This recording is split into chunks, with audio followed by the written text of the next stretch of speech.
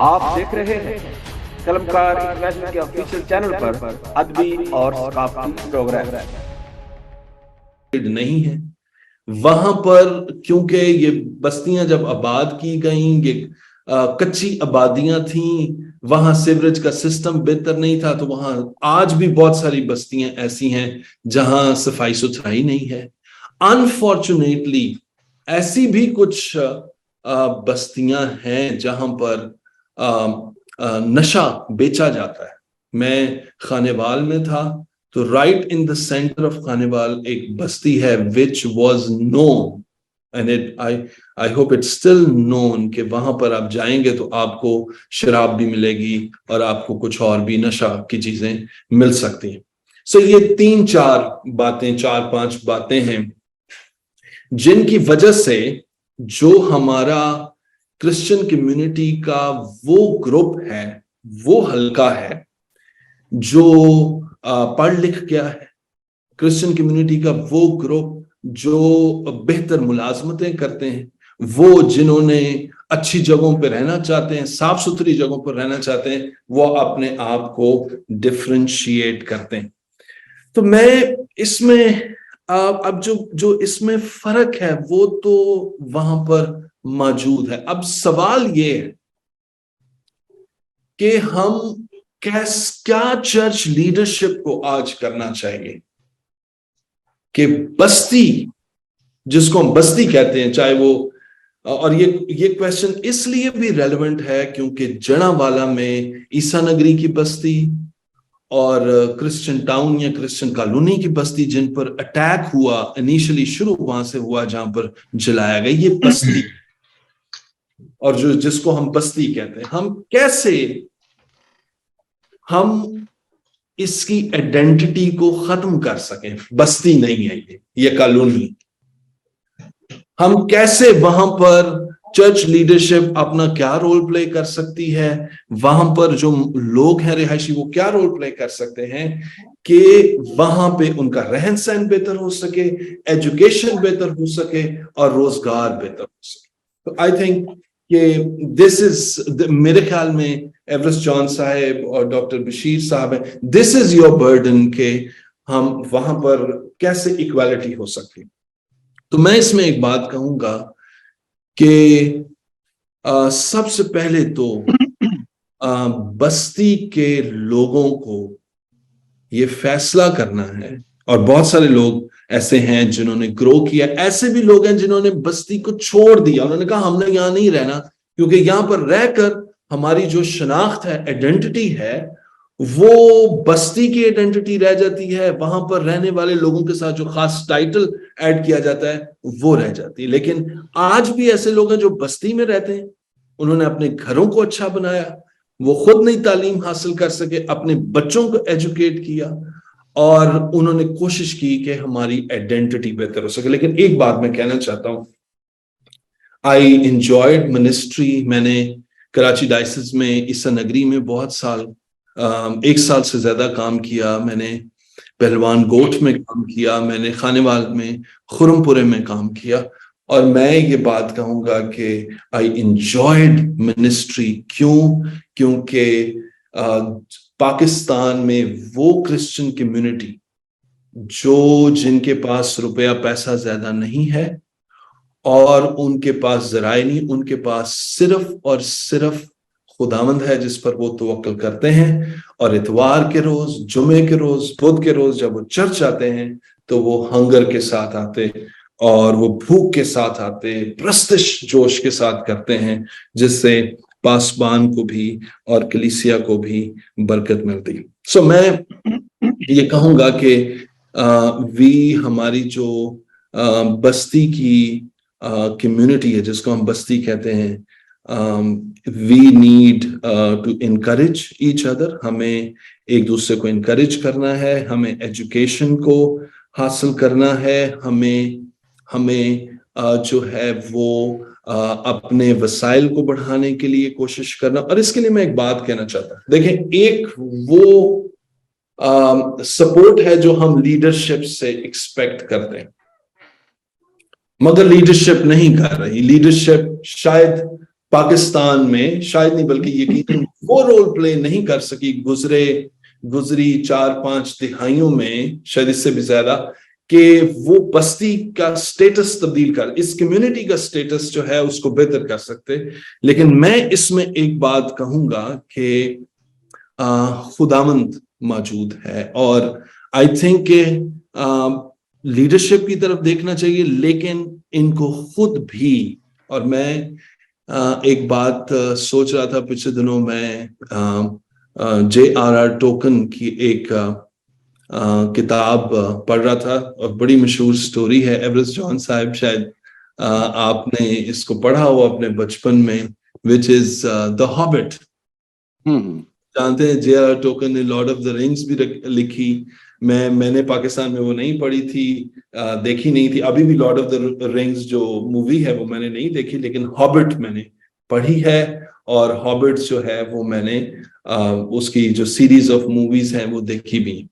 ہابٹ کا جو سٹوری ہے اس میں جو مین کیریکٹر ہے وہ ڈوارفس کا ہے، بونوں کا ہے. بونے مووی میں ہیرو ہیں، اور یہ جو بونے ہیں وہ ایک شہر کے رہائشی تھے، اور وہاں پر جو ان کا خزانہ تھا، وہ شہر تھا، وہ ایک ڈریگن ان سے چھین لیتا ہے.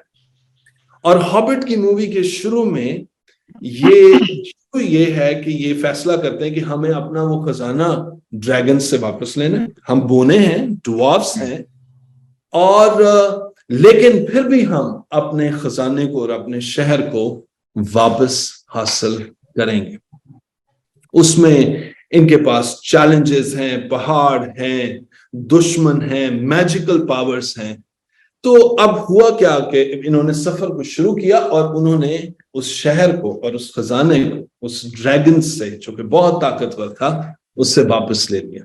لیکن انٹرسٹنگ بات یہ کہ ایک انٹرویور نے J.R.R. ٹوکن سے یہ پوچھا کہ تو نے، اب J.R.R. ٹوکن جب یہ کہانی لکھتا ہے تو اس میں بہت سارے نئے کیریکٹرز کو کریٹ کرتا ہے. اس کہانی میں وہ زبان بھی کریٹ کرتا ہے. اس نے جو اس میں میجیکل کچھ کیریکٹرز ہیں ان کو نئی زبان بھی دیتا ہے، وہ نئی زبان بولتے ہیں جو کہ انگریزی نہیں. تو اس سے وہ پوچھتے ہیں کہ بھائی، اب انٹرویور اس سے یہ پوچھتا ہے کہ ڈوارفس کیوں، بونے کیوں، تو نے بونوں کو جو ہے اس مووی کا مین کیریکٹر جو ہے وہ. تو J.R.R. ٹوکن کیا کہتا ہے؟ وہ کہتا ہے the wheels of the world are turned by the small hands. جو دنیا کا پہیہ ہے وہ چھوٹے ہاتھ اس کو گھماتے ہیں، اس کو چلاتے ہیں. They seem to be able to comprise human malice and bestiality together while the great were looking elsewhere. وہ کہتے ہیں کہ میں اس حنان صاحب آپ کا ٹائم، میں بس آپ کا 1 منٹ لوں گا. وہ کہتے ہیں کہ یہ جو بونے ہیں، یہ جو چھوٹے آرڈنری لوگ ہیں، یہ although ان کے اندر انسانی کمزوریاں ہیں اور ویکنسز ہیں، لیکن جو عظیم لوگ ہوتے ہیں وہ کسی اور طرف دیکھ رہے ہوتے ہیں، اور they turn because they have to because it's تو وہ کہتا ہے کہ جو طاقتور لوگ ہیں وہ نہیں دنیا کا پہیہ گھماتے، ان کا دھیان جو ہے وہ کسی اور طرف. تو کہنا میں یہ چاہتا ہوں، yes leadership has to play a role. میرے پاس میں نے اس پہ بہت باتیں کی اپنے کولیگ پاسٹر سے. مجھے نہیں پتا کہ اس کا کیا حل ہے، لیکن میں ان بھائیوں کو اور بہنوں کو یہ کہوں گا جو اس وقت اگر مایوس ہیں. میں نے کام کیا، میں نے دیکھا ہے لوگوں کے پاس کھانے کو نہیں، لوگ بچوں کو اسکول بھیجنے چاہتے ہیں، ان کے پاس پیسے نہیں بھیجنے کے لیے. لیکن میں ان کو یہ انکریج کرنا چاہتا ہوں کہ the God in whom we believe in him as a way maker. خدا جس پر ہم ایمان رکھتے ہیں وہ راستہ بنانے والا خدا ہے. Thank you very much. Pastor Hanan نے بہت خوبصورت باتیں کی، اور ان کی باتوں سے ایسے لگتا ہے کہ جو ہم جڑاں والا کا اگر واقعہ دیکھیں کہ ہمارے بستی کے جو چرچز ہیں دوز آر مور ونریبل، کہ ان کے اوپر اٹیکس ہوتے ہیں as compared to main churches. اور اس لیے کہ بیکاز آف دیئر لوکیشن اور ان کی پاپولیشن اس قسم کی ہے. اس لیے بستی کا چرچ جو ہے یا چھوٹا چرچ ہے دیٹ از مور ونریبل. تو اس کے اوپر ہمیں سوچ بچار کرنی ہے. آئیے اب ہم چلتے ہیں ڈاکٹر ملٹن ممتاز کی طرف جو بڑی بے چینی سے اپنی باری کا انتظار کر رہے ہیں. ڈاکٹر صاحب، ڈاکٹر ملٹن صاحب، مجھے آپ اس چیز کے اوپر روشنی ڈالیں کہ جب جو انگریز مشنری یہاں سے چرچز کو چھوڑ کے چلا گیا، بہت سی وجوہات تھیں ان کے چھوڑ کے جانے کی وجہ سے.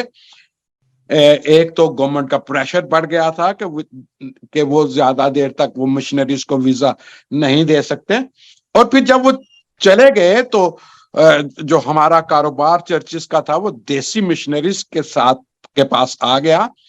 اور پھر جب وہ دیسی مشنری نے چرچز کا سنبھالا چارج تو وہ توڑ پھوڑ کا شکار ہو گئے، اختلافات پیدا ہو گئے، بہت سی جو ان میں قباحتیں نے جنم لیا، پراپرٹیز بکنا شروع ہو گئیں، اور پھر ان کے اندر سیاسی اختلافات پیدا ہو گئے، جس کی وجہ سے جس کو ہم سپرنٹر چرچز کہتے ہیں، چھوٹی چھوٹی تنظیمیں جو ہیں انہوں نے جنم لیا. اور آج ہم اس حالت میں پہنچ چکے ہیں کہ جو ممبران کی تعداد ہے سپلنٹر چرچز میں زیادہ ہو گئی ہے as compared to main churches. یہ ایسا کیوں ہوا؟ کیا ہم سمجھتے ہیں کہ سپلنٹر چرچز جو ہیں وہ نعم البدل ہے مین چرچز کو، اور اس کا کلیسیا کی زندگی کے اوپر کیا اثر پڑا؟ ڈاکٹر ملٹن صاحب.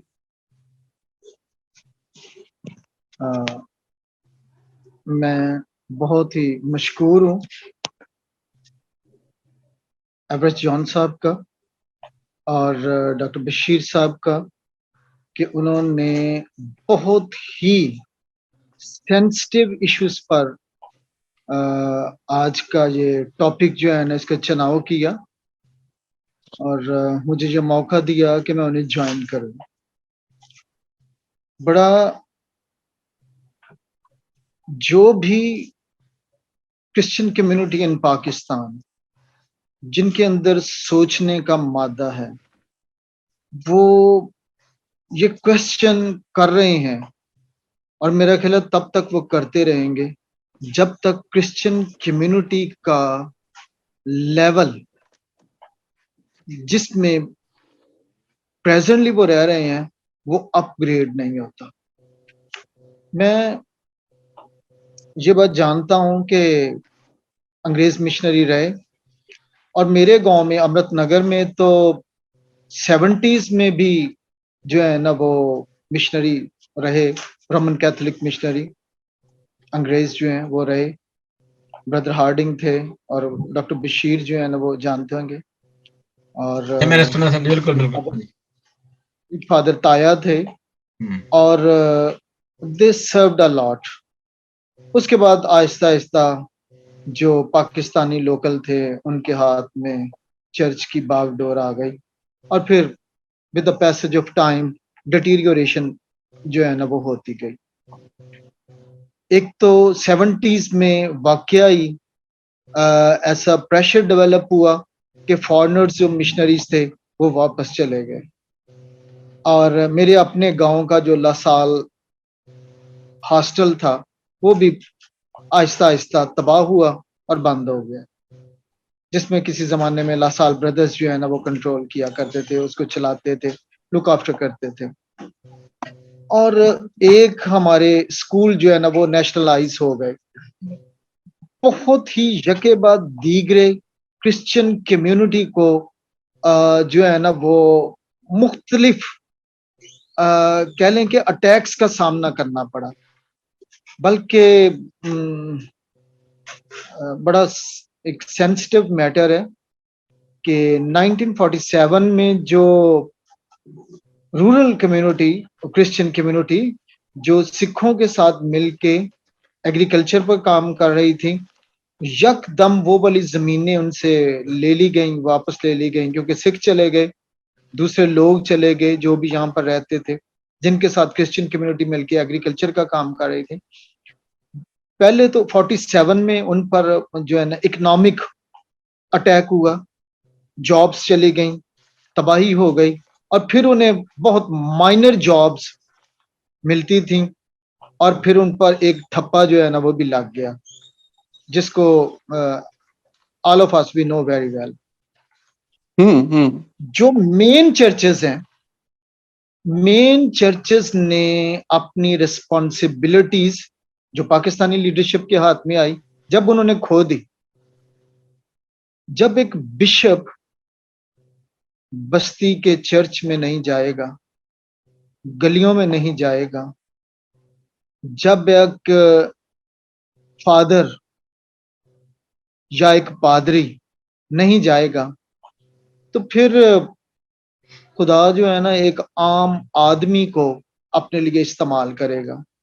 اور اس کے لیے میں ایک مثال بائبل مقدس میں سے دیتا ہوں کہ when Balaam will disobey, donkey will speak.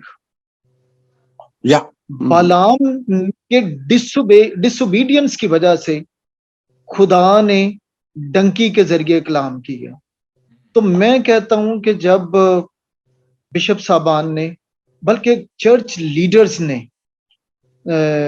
جن کا ہم بار بار ذکر کر رہے ہیں, انہوں نے عام لوگوں کو ملنا چھوڑ دیا, تو پھر خدا نے عام لوگوں میں سے اپنے لیے لوگ پیدا کیے, اور پھر with the passage of time بڑے چرچ جو ہیں ان کے پیسز ہو گئے. اور میرا خیال یہ ہے کہ اگر پیسز ہو گئے ہیں, this was blessing, it is a blessing from God.